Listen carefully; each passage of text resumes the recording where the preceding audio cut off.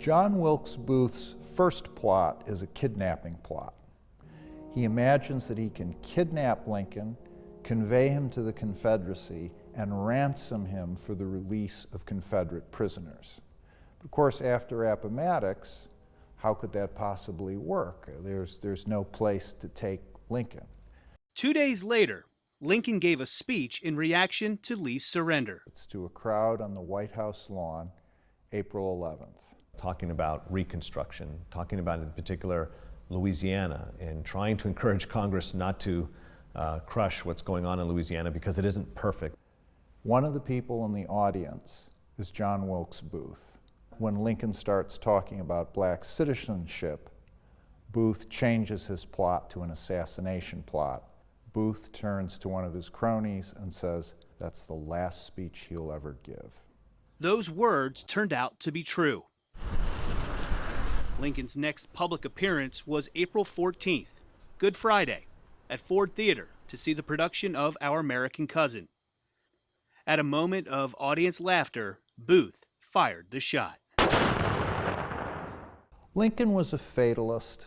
He didn't take very good care of his own security.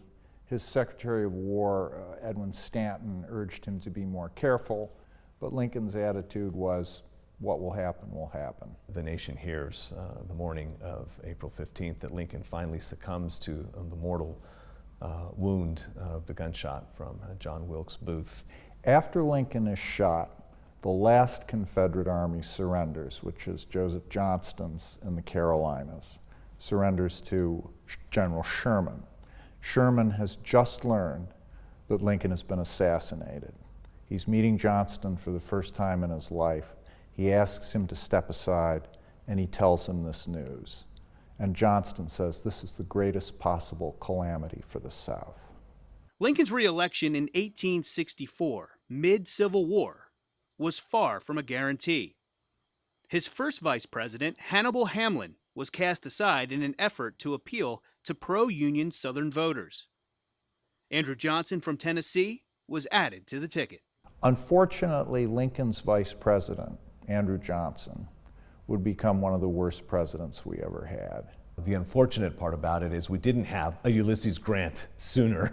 That ultimately, I mean, most especially, we didn't have Lincoln to try to work with a friendly Congress, a Congress of his own party, to try to promote his Reconstruction plans for the nation.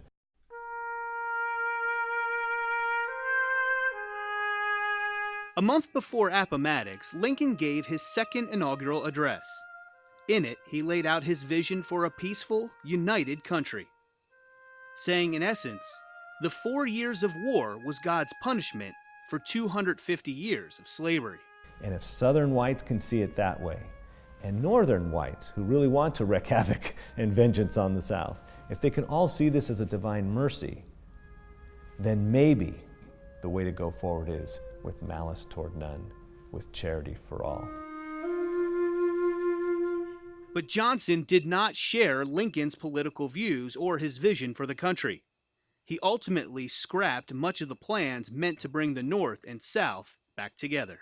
Johnson was a brave man. He was a patriotic man, but he was boiling with resentments. He was not a good politician. He couldn't keep different people together, and his administration was a disaster.